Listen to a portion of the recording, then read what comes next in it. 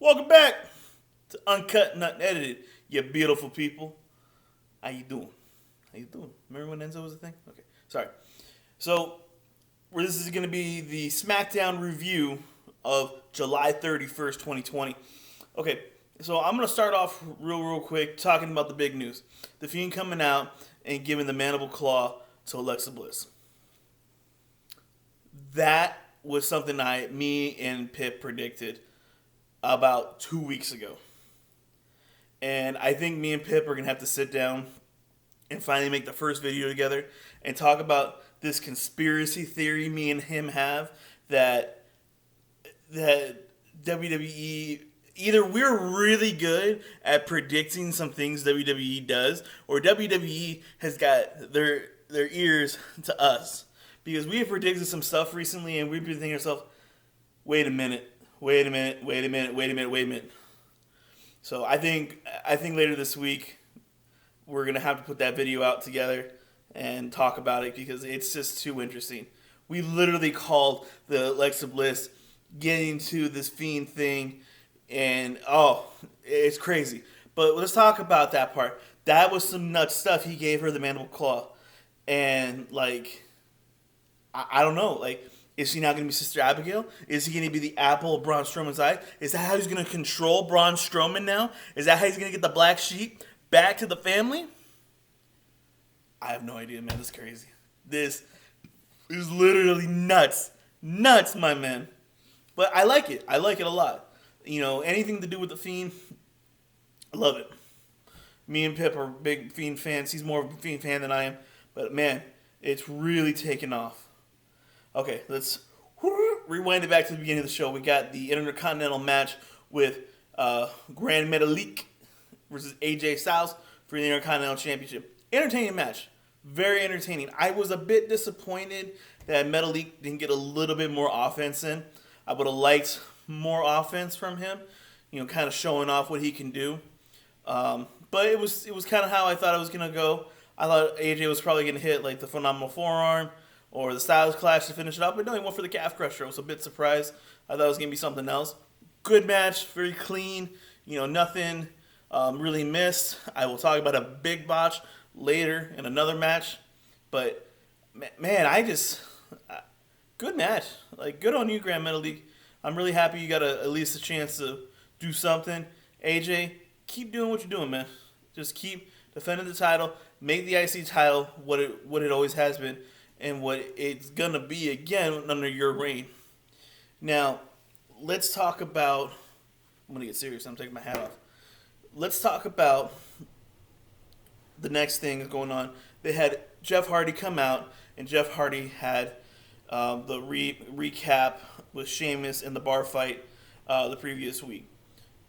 It was, like I said last week, the bar fight was really cool. I love the cinematic stuff they do. He came out and talked about his sorority, talked about how he's the father. I see Jeff Hardy playing a different role. Maybe this is going to be the end of his career. We don't know. I don't follow the contracts. This is me just giving you my opinion on the product I just watched. If you want more backstage stuff, that's going to be more me and Pip kind of thing. But I'm getting off topic. Then you had King Corbin come out. And I don't know why King Corbin came out. I was kind of a bit confused about it because I don't know. It's not a feud with them. They're not feuding, so I don't know.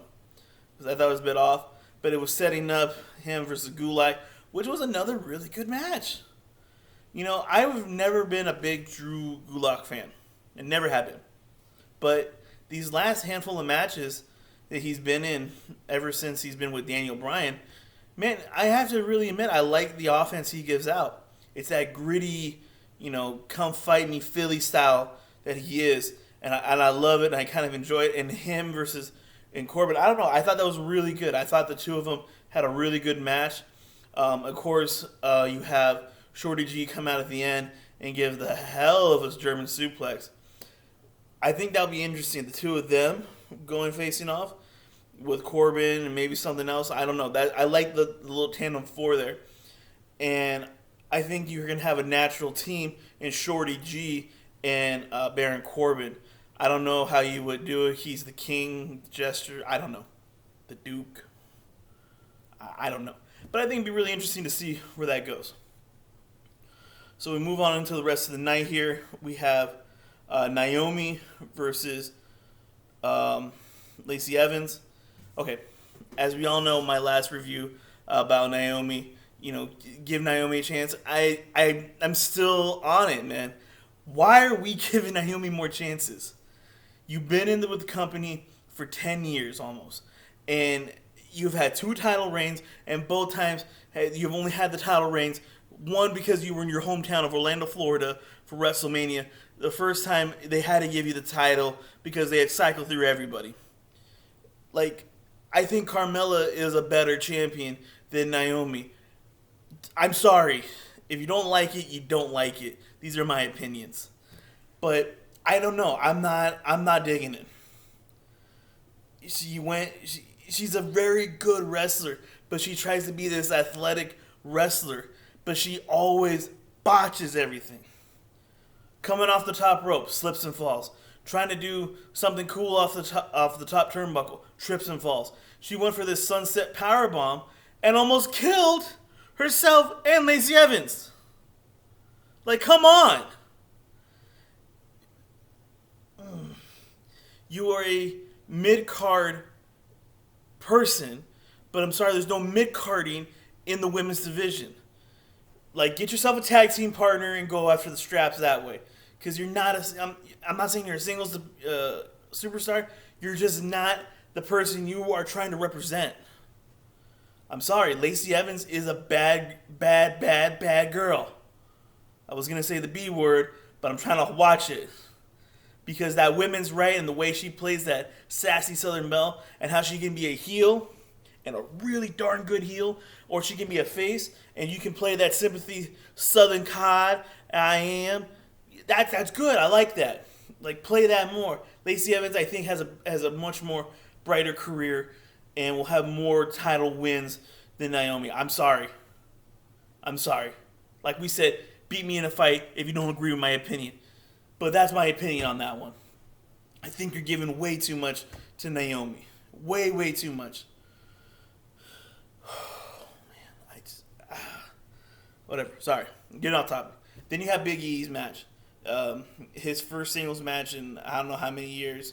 But it's really good to see Big E back in a singles match.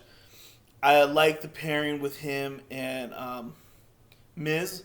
I thought that worked really well. The two of them. You also gotta love Miz and Morrison though. It's great combo. Miz dominating majority of the match. Big E seemed kind of winded. I haven't done a singles match and I don't know how long. I thought that was really good work by Big E, and great finish putting him in that knee laylock over his neck. I thought that was really cool. I know he's done it before, but he didn't finish with a big power move, so it was really cool. I really hope this really kind of sends him up the ladder really well. Maybe post SummerSlam, we will get a Big E versus AJ for the title. Tell me you would not like to see that. That'd be good. Real good. Okay, so we move forward into the night. We have the backstage with Mandy Rose, God's gift to Mandy Rose. Everyone, God's gift to Mandy Rose is back. My boy Otis. They're back on television, thank God.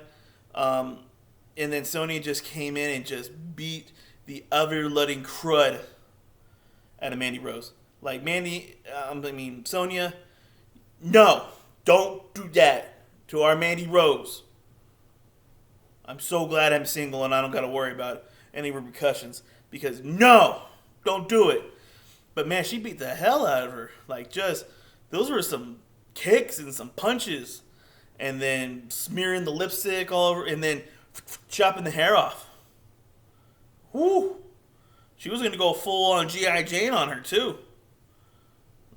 She was going to do it. Damn.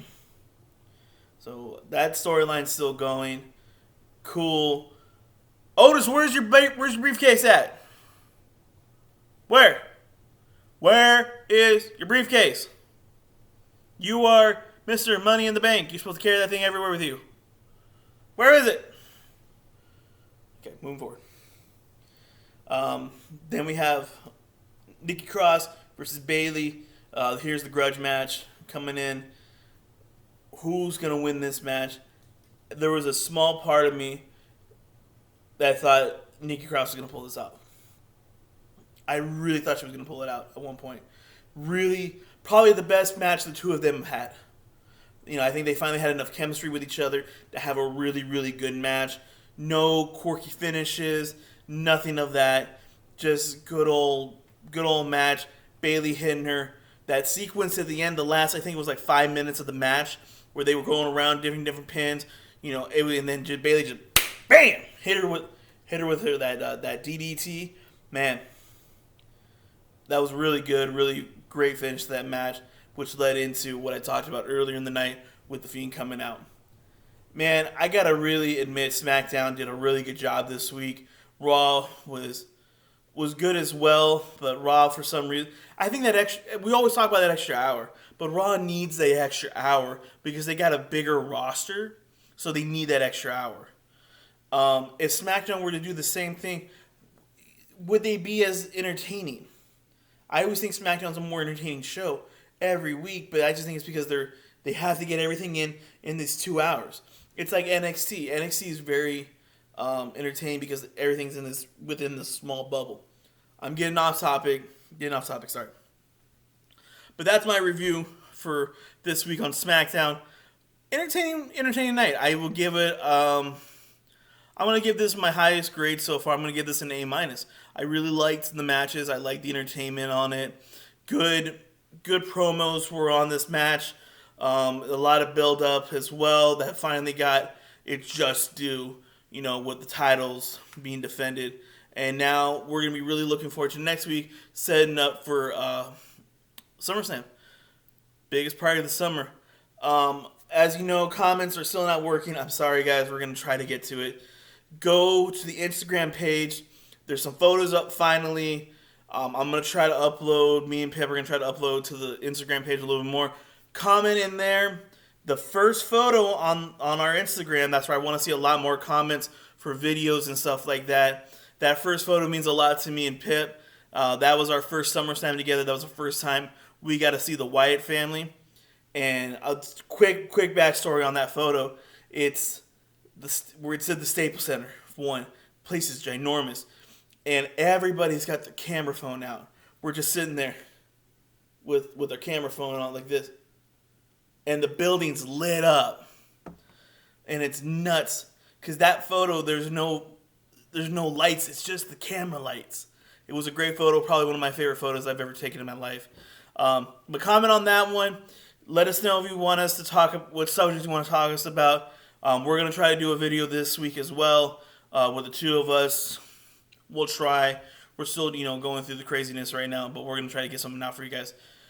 Please give this video a like. We are trying to really hard, guys, to make this content really good. Also, I want to give a big shout out to the Elitist. The Elitist on YouTube. He came out a while ago, gave us a really nice compliment, and he's one of the subscribers to us. I want to say thank you very much, man. And we really like what you're doing as well on your pages as well, man. I hope we can maybe do something in the future together. But God bless everybody. Peace out. And don't forget, if you don't like what we got to say, beat us in a fight.